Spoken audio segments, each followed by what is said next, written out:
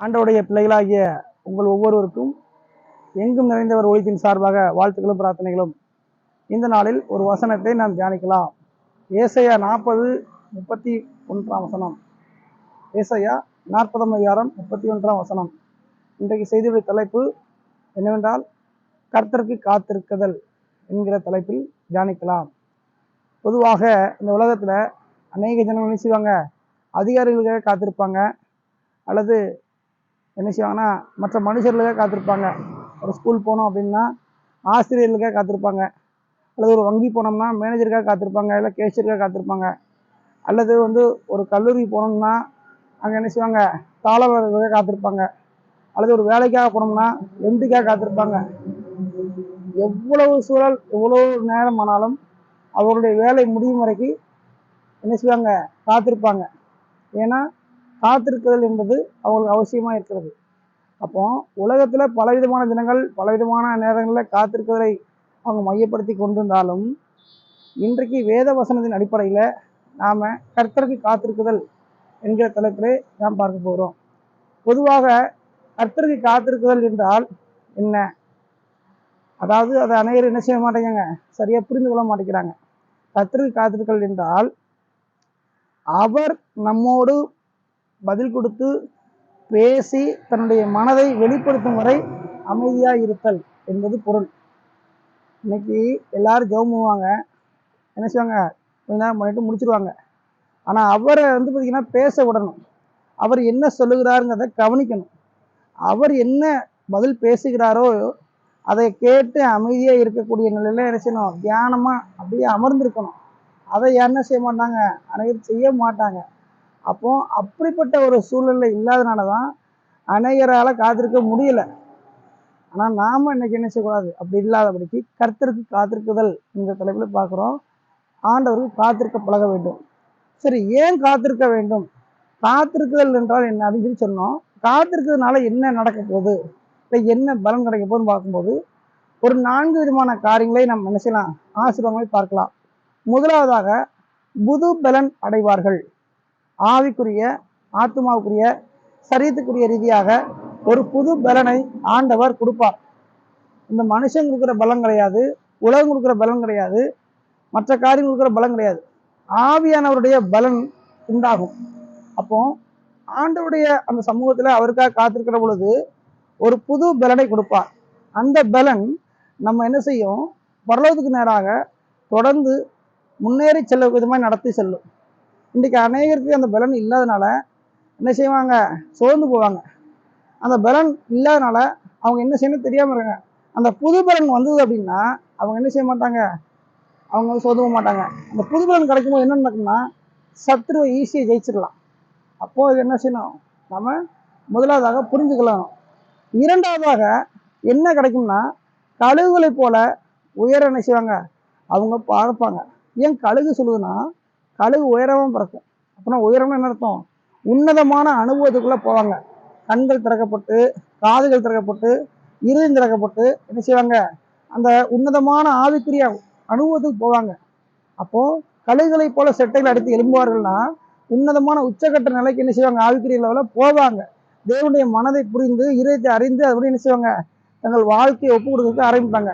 தேவன் அப்படி நேச்சராக என்ன செய்வாங்க, பார்க்கலாம், அவருடைய சத்தத்தை கேட்கலாம், அவருடைய விருப்பத்தை அறிந்து கொண்டு அவங்க என்ன செய்வாங்க, அழகாக அதில் செயல்பட முடியும்.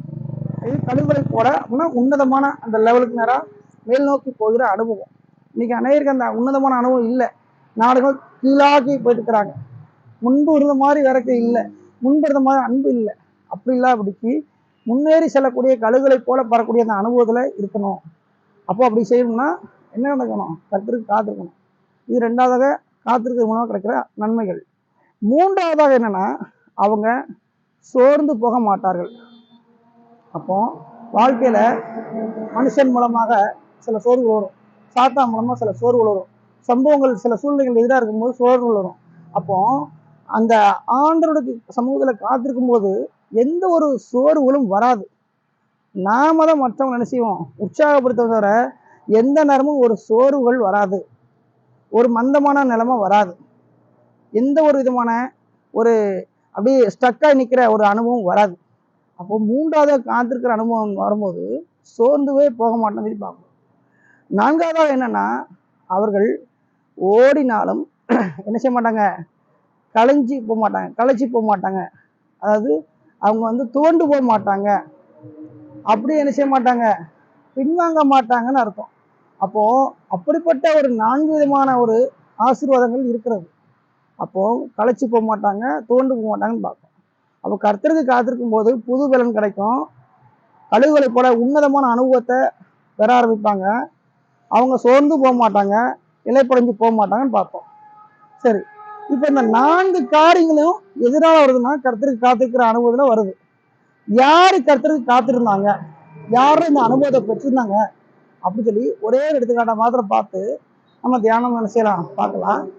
யார் இப்படி இருந்தாங்க அப்படின்னா, தீர்க்கதரிசி ஆகிய எசேக்கியேல் இந்த அனுபவத்தில் இருந்தார். அவர் என்ன செய்தார்னா, கர்த்தருக்கு என்ன செய்தார், அவர் காத்திருந்தார். அநேகர் மனுஷருக்கு காத்திருப்பாங்க, மற்றவங்களுக்கு காத்திருப்பாங்க.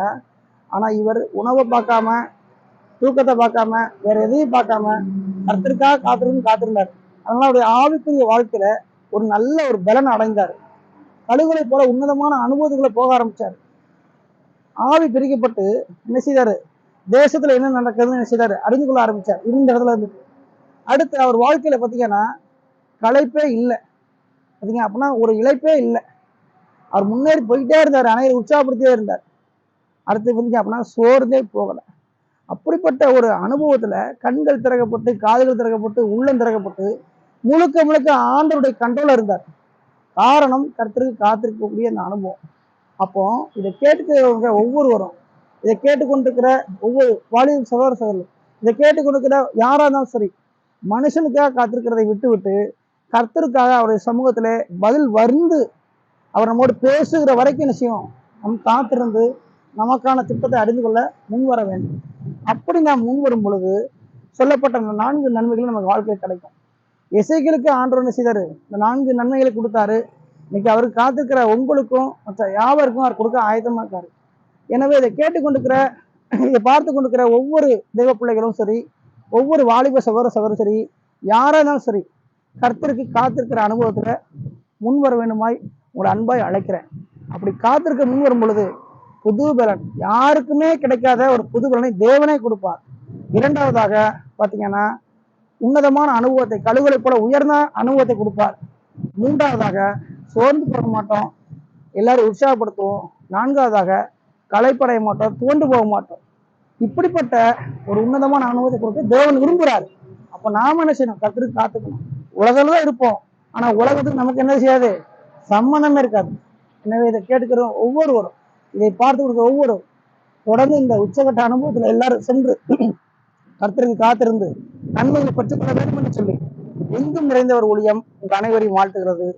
ஆமென்.